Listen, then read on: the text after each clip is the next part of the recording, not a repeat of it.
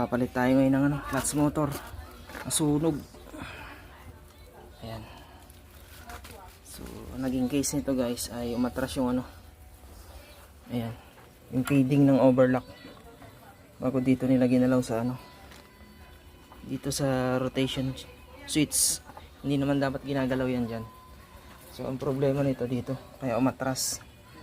Nawala yung tamang feeding dito sa pinaka-stitches cam niya. Ayan. Nawala dyan sa feeding. Tapos dito nila binalaw. Ayan, nasunog to. So ito, papalitan natin ito ng brand new. Ayan, brand new na ipapalit natin. So brand new din naman to guys. So dapat hindi naman to ginagalaw kasi tama naman yung takbo niya. Ang naging problema, nalikot nila dito. Hindi naman dapat. May problema pang makina niya, pero unahin muna natin tong motor bago natin dun ayusin. Ito muna, palitan muna natin yung motor. Ayan. Gawin natin yung switch muna.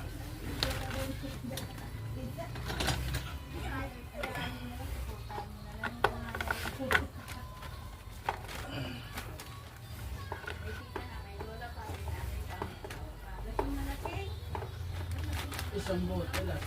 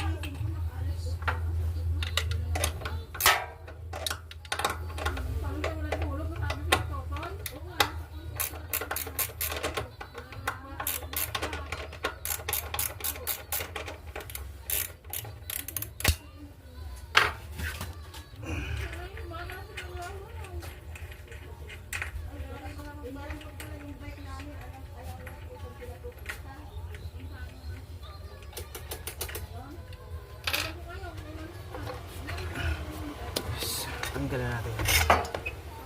Tanggalan natin yung bago.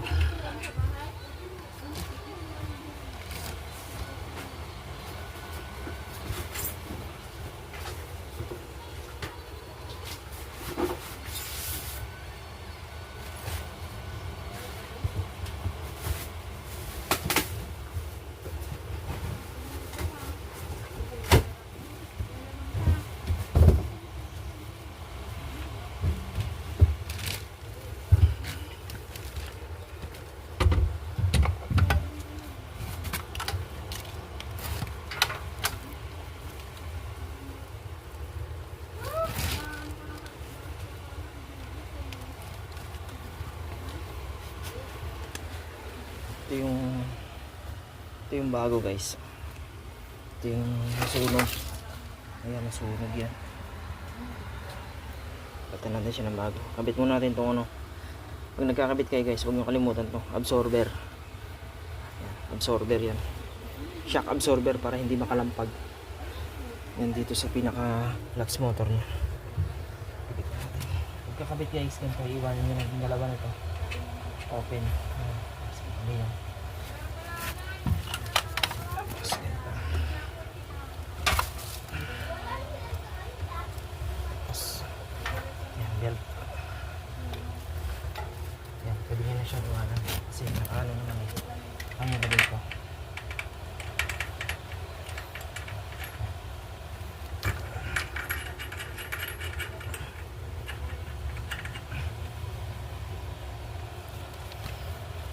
Naglagay kayo guys ito, make sure nyo guys na naka-align tong ano, belt nya sa pinaka-pulley doon. Ayan, kailangan straight po siya kasi yan po ang movement nya, oh. Ayan, tsaka tayo magsisikip.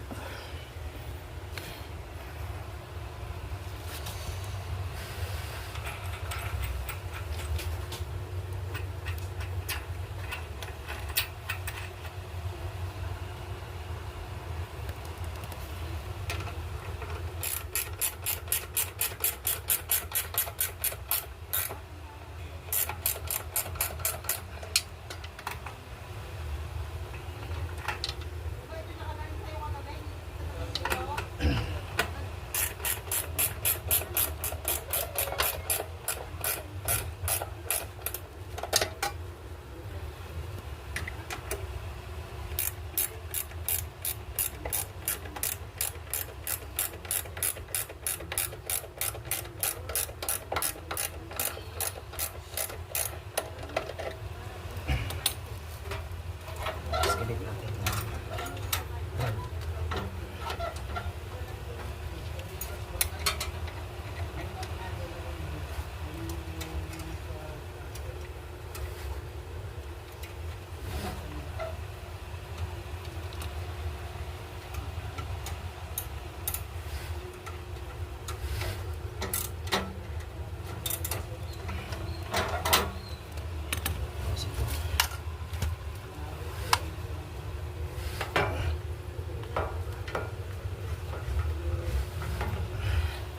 Muna natin guys kung umaandar siya. I-plug natin tapos itong switch.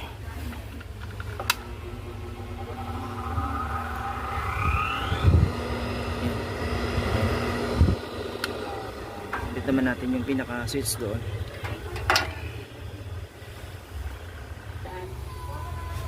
Hindi ko maalam eh. Nandiyan lang sa loob.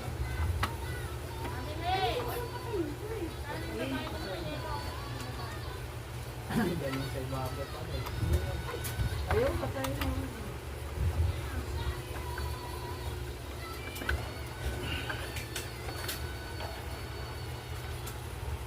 Nasaan? Nandiyan sa loob. Ikaw na? Balik ka pa ito eh.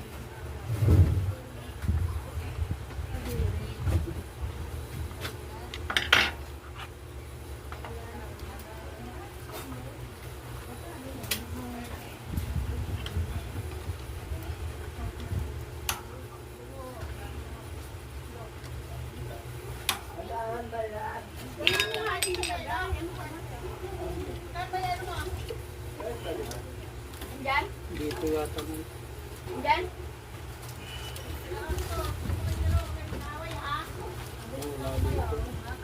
Mamaya papasok to. Binaglalabas na.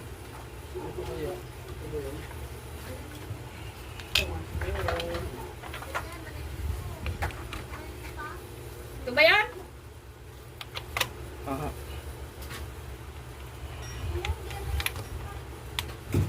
Doon kayo yan ah.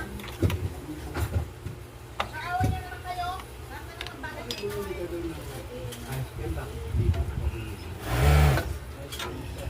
Testing, testing. Testing. Ayan. Bakit hindi ka naman nilibre? Ah.